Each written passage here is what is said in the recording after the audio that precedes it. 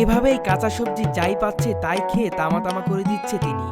নাস্তা বলতে চায়ের সঙ্গে বিস্কুট বা পরোটা সবজি, কিন্তু আনোয়ার সিরাজীর নাস্তায় নেই কোনো রান্না করা খাবার।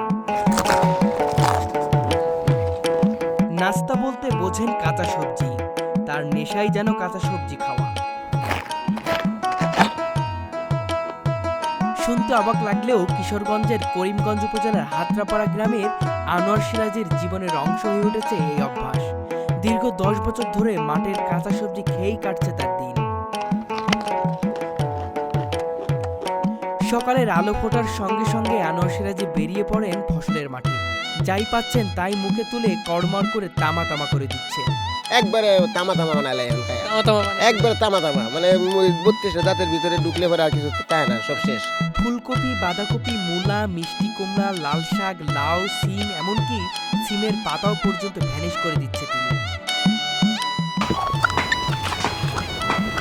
রান্না করা সবজির থেকেও কাঁচা সবজি তার প্রিয়।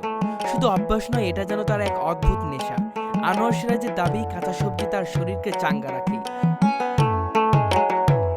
কাঁচা সবজি খাওয়ার এমন নেশা সচরাচর দেখা যায় না।